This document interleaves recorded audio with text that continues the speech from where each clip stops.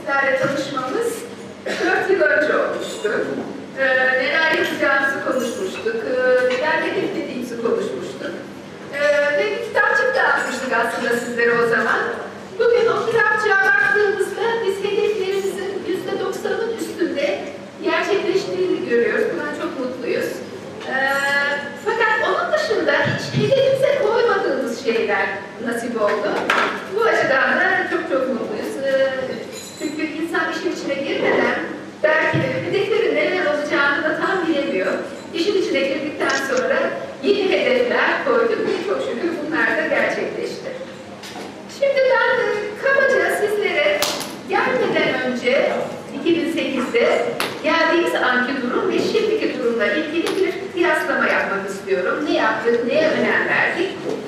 İlk önem verdiğimiz şeylerden biri kurumsallaşmaydı. Bunun için gelir gelmez ilk işimiz mükemmellikte kararlılık ödülüne müracaat etmek oldu. Ve bunu geldikten sonra yapılan denetlemeler sonunda mükemmellikte kararlılık ödülünü üniversitemiz aldı. Yine kurumsallaşmanın ana noktalarından biri akademik başarının ölçülebilir olmasıydı.